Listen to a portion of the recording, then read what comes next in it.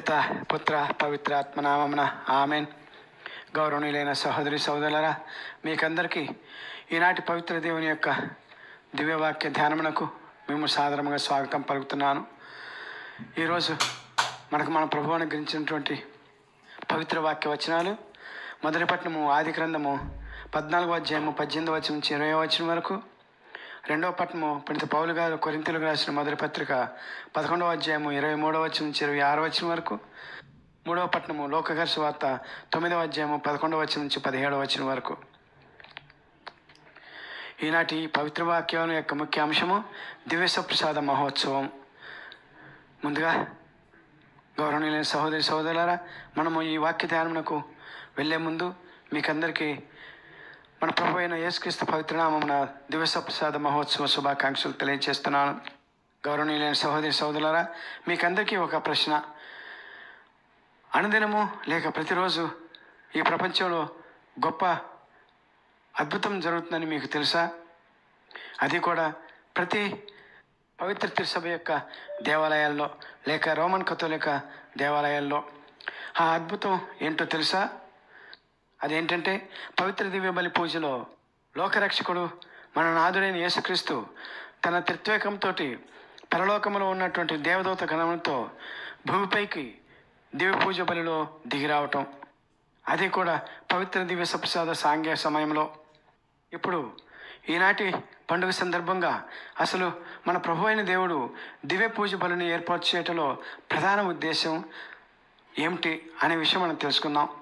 ఆ ఉద్దేశం ఏమనగా, తన ముద్దుల బిడ్డతో నిరంతరము ఉండటం ఆయనకి ఎంతో ఇష్టం కాబట్టి ఆ ఇష్టాన్ని కార్యరూపం దాల్పించిన సంఘటనే ఈ పవిత్ర తిరుసభలో దేవుడు ఏర్పరిచిన దివ్య బలి పూజ. పవిత్ర దివ్య బలి పూజ పూర్తిగా కార్యరూపం దాల్చింది పవిత్ర క్రీస్తు ప్రభు యొక్క తిరుసభలోనే. అయినప్పటికీ ఈ దివ్య బలి పూజ సాంగ్యమునకు మూలాలు ఈనాటి మొదటి పట్టణము ఆది ఖండము 14వ అధ్యాయము 18వ వచనం నుంచి 20వ వచనముల ప్రకారము ఆది గ్రంథంలోనే వేయబడ్డాయి. అటు పిమ్మట తండ్రి దేవుడు మోషేతో ఏర్పాటు చేయమన్న దివ్య మందసము, ఆర్క్ ఆఫ్ కావనెంట్, దీనిని మనం వలస గ్రంథంలో చూస్తాం. అయితే ఇప్పుడు ప్రప్రథమ దివ్య బలి పూజకు ఆది ఖండము 14వ అధ్యాయము 18వ వచనం నుంచి 20వ వచనంలో చెప్పబడినటువంటి సంఘటనను ఈనాటి పవిత్ర తిరుసభలో జరుగుతున్న పవిత్ర దివ్య బలి పూజకు పోలికలను పరిశీలిస్తే, ఆది కాండములో అబ్రహాము తన శత్రువు కెదొర్లాయోమెరు ప్రాంతమును పరిపాలిస్తున్న రాజును, అతని పక్షమున ఉన్నవారిని ఓడించి తిరిగి వస్తున్న అబ్రహామును, షాలోము ప్రాంతమును పరిపాలిస్తున్న మెల్కిజ్దేకు అను రాజు మరియు సర్వోన్నతులకు దేవునికి బలులర్పించిన యాజకుడుగా ఉంటున్న ఆ రాజు అబ్రాముకు ఎదురు వెళ్ళి అబ్రాము సాధించిన విజయానికి అతనికి తోడుండి యుద్ధమును గెలిపించిన తండ్రి దేవునికి కానుకలు అర్పించి ఆ అర్పించిన కానుకలను తీసుకొని వచ్చి అబ్రామునకు ఇస్తూ దీవించాడు. ఆ సంఘటనను నేటి పవిత్ర దివ్య బలి పూజతో మనం పోల్చుకొని చూసుకోవచ్చు.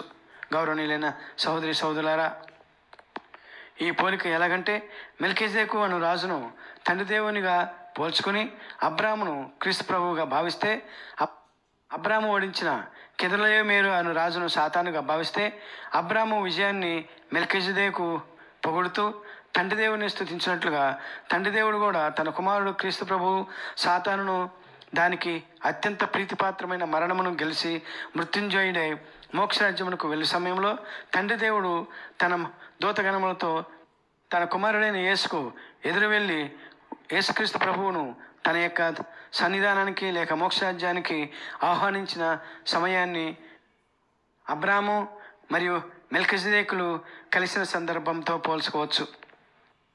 ఆ సందర్భంలో దేవదూత గణములు క్రీస్తు ప్రభువుకు సాతానును జయించుటకు శక్తినిచ్చిన తండ్రి దేవుని స్తుతించిన సందర్భంతో పోల్చుకోవచ్చు. అంతేకాకుండా ఆ మెల్కిజెదెకు అబ్రామును ఎదుర్కొనబోయిన సందర్భంలో అబ్రామునకు రొట్టెను ద్రాక్షరసమును మెల్కిజెదెకు అర్పించాడు. ఆ రొట్టె అబ్రామునకు అర్పించుటకు పవిత్ర తిరుసభలో పవిత్ర దివ్య పూజ బలిలో గోధుమ అప్పద్రాక్ష రసములను దివ్య బలి పూజలో అర్పించు అర్పణగా మనం పోల్చుకోవచ్చు. అటు పిమ్మట అలా మెల్కిజెదెకుని వద్ద స్వీకరించిన రొట్టెల రసములను అబ్రాము దశమ భాగము అనగా 10వ వంతు ప్రధాన అర్చకుడుగా పిలువబడుతున్నటువంటి మెల్కీసెదెకునకు అర్పించాడు. ఈ సందర్భాన్ని మనం క్రైస్తవ దేవాలయంలో విశ్వాసులు అర్పిస్తున్న దశమ భాగ కానుకలుగా భావించవచ్చు. అటు పిమ్మట మెల్కీసెదెకు తన కానుకలను అబ్రాహామునకు అర్పించినప్పుడు తండ్రి దేవునికి ఈ విధంగా స్తుతులు అర్పించారు. సర్వోన్నతుడైన దేవుడు, భూమి ఆకాశములను సృష్టించిన దేవుడు అబ్రాహామును ఆస్వాదించుదురుగాక. శత్రువులను నీ వశము చేసిన సర్వోన్నతులకు దేవుడు స్తుతింపబడునుగాక అని తండ్రి దేవుని మెల్కీసెదెకు స్తుతించినట్లు పవిత్ర తిరుసభలోని దివ్య బలి పూజలో అభిషేకించి యేసుక్రీస్తు ప్రభువు పిలుచుకున్న పూజ్య గురువులు నడి పూజలు అప్పద్రాక్ష రసములను వారి హస్తములలోనికి తీసుకొని పైకెత్తి తండ్రి దేవునికి ఈరోజు 2వ పట్టణంలో పునీత పౌలు గారు నుడినట్లుగా దేవునికి కృతజ్ఞతలు అర్పించి రొట్టెను తుంచి, ఇది మీ కొరకు ఇవ్వబడిన నా శరీరము, దీనిని నా జ్ఞాపకార్థం చేయుడు అని పలికెను. తదుపరి అదేవిధంగా భోజనం తరువాత పాత్రను తీసుకొని, ఈ పాత్ర నా రక్తంలోనైనా నూతన నిబంధనము, దీనిని మీరు పానము చేయనప్పుడల్లా నా జ్ఞాపకార్థము చేయుడు అని పలికెను. ఈ విధంగా మానవ రక్షకుడైన క్రీస్తు ప్రభు పాపి మానవునికి నిత్య జీవం ఇచ్చి తన వలె సజీవునిగా చేయుటకు క్రీస్తు ప్రభు ఒక బృహత్ ప్రణాళికతో తన పవిత్రతను తనను స్వీకరించిన వారందరికీ కూడా అనుగ్రహించ తలపెట్టిన అత్యంత ప్రేమామృత సందర్భము ఈనాటి పవిత్ర దివ్య సప్రసాద మహోత్సవ శుభదినం. పాపి మానవుడికి దేవుడు అనుగ్రహించిన ఒక అరుదైన అవకాశం.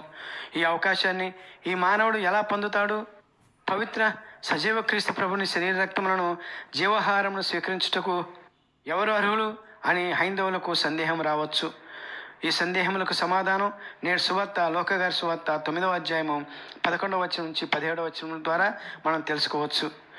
ఈ సువార్తలో 5,000 మంది క్రీస్తు ప్రభు యొక్క జీవవాక్కులను ఆలకించవచ్చి వారి యొక్క అద్భుతాలను చూస్తూ వారి పవిత్ర పలుకులలో తన్మయం చెంది సమయాన్ని కూడా గుర్తించకుండా ఉన్న వారికి వారి భక్తి విశ్వాసాన్ని గుర్తించిన శిష్యులు యేసు ప్రభు వారికి చెప్పగా వారి ఆహార విషయాన్ని ప్రభువే వారి వద్ద ఉన్నటువంటి రొట్టె చేపలను తీసుకొని ఆశీర్వదించి జీవాహారాన్ని ఇచ్చినట్లుగా పవిత్ర తిరుసభలో కూడా దేవాలయాల్లో పాల్గొన్న వారికి కూడా దేవుని ప్రతినిధులైన అభిషిక్త గురువులు పవిత్ర వాక్యములను మరియు వివిధ సాంగ్యములతో బాప్తిస్మం పొందిన వారికి, దివ్య పూజ బలిలో పాల్గొన్న వారికి క్రీస్తు ప్రభు వారి యొక్క శరీర రక్తములను జీవాహారంగా ఇస్తారు.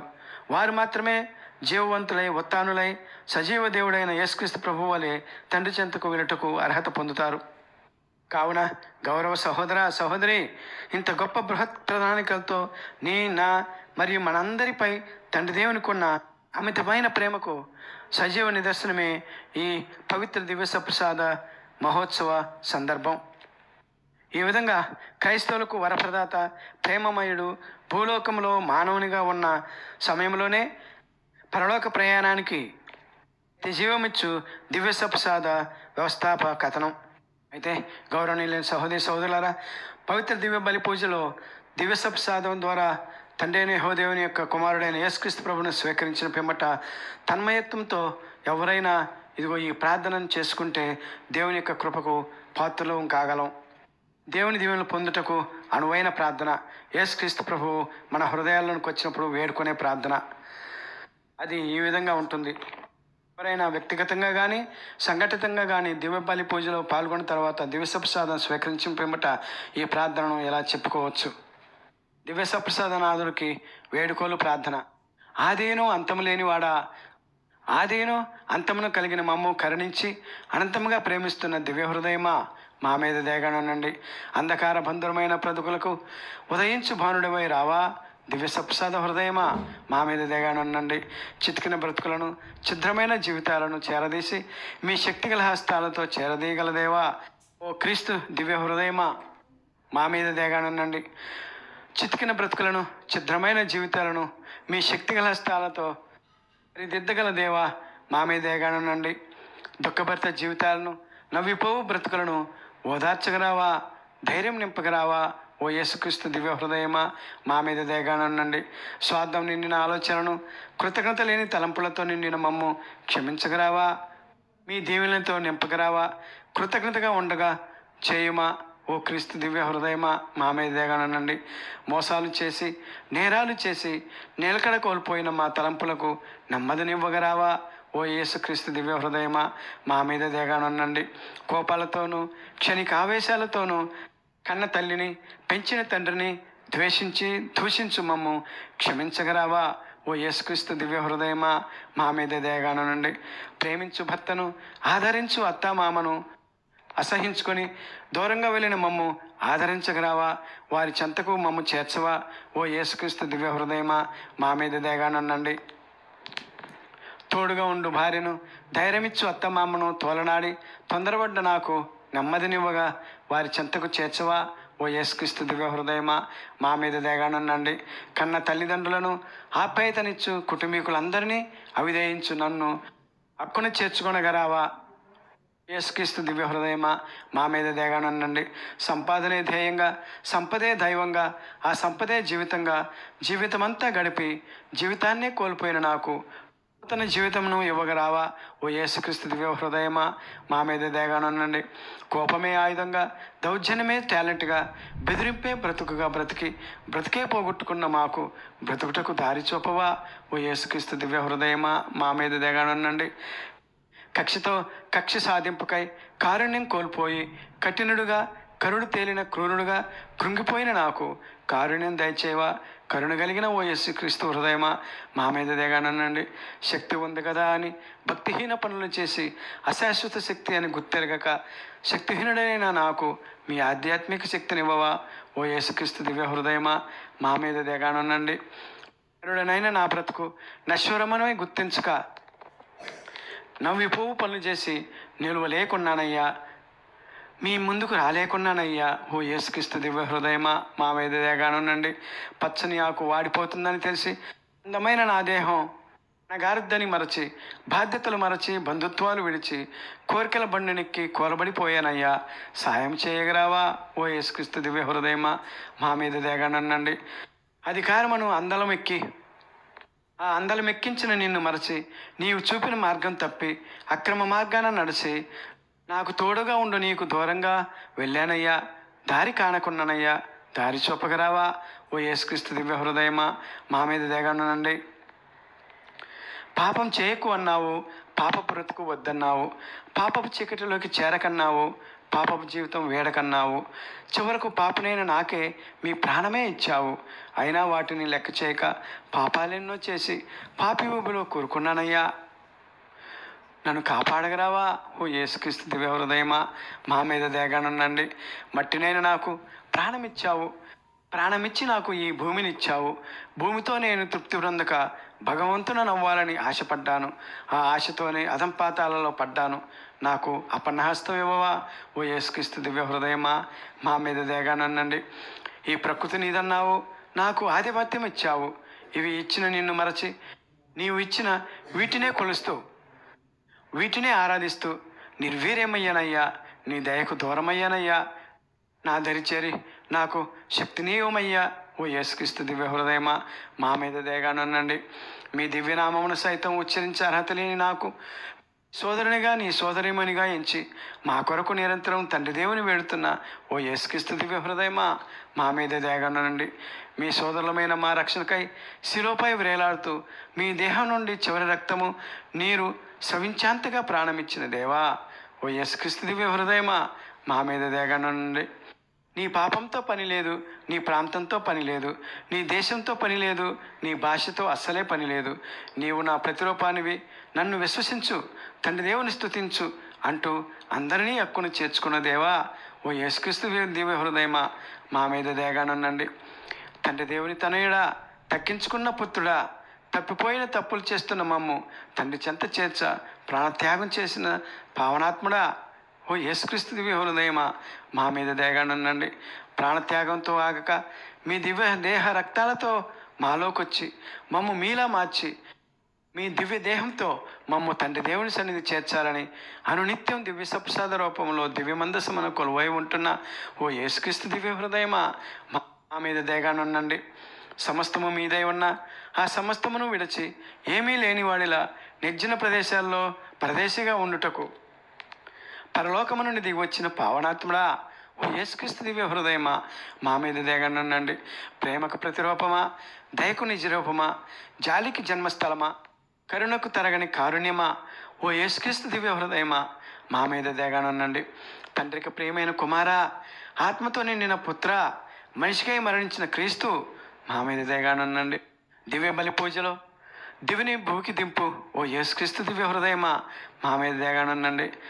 దివ్య శరీరదారుడా, దివ్య సప్రసాద రూపుడా, పాపి హృదయ ప్రవేశకుడా, భక్తుల జీవిత ప్రోక్షకుడా ఓ యేసుక్రీస్తు దివ్య హృదయమా మా మీద దయగానుండండి. బాధాతప్త హృదయాలను, శోకతప్త గుండెలను, తల్ల క్రిందులైన జీవితాలను ఓదార్చవచ్చిన దివ్య హృదయమా మా మీద దయగానుండండి. దుర్వ్యవసనాల బానిసలను, దుర్మార్గపు జీవితాలను, పాప పంకిల బ్రతుకులను మీ కరుణామృత హస్తాలతో కాపాడగా వచ్చావా ఓ యేసుక్రీస్తు దివ్య హృదయమా మా మీద దయగానుండండి.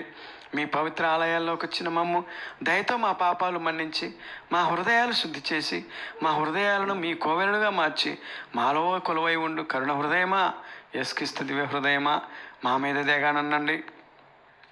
ఇలా ఓ సోదరి సోదరుడా, మనం పవిత్ర తిరుసభ క్రైస్తవ దేవాలయానికి వెళ్ళినప్పుడల్లా దివ్య మందసములో ఉన్న దివ్య సప్రసాద రూపుడైన యేసుక్రీస్తు దేవుని సన్నిధికి వెళ్ళి ప్రార్థించుకున్నట్లయితే, పూర్తిగా నిన్ను నీవు మరచి వారి ఎదుట పరవశించి ఈ వేడుకలను విన్నవించుకున్నట్లయితే తప్పనిసరిగా ఆ వ్యక్తి లేక ఆ భక్తురాలు నిస్సందేహంగా చెప్పలేనంత దైవానుభూతిని పొందుతారు అన్నమాట వాస్తవం.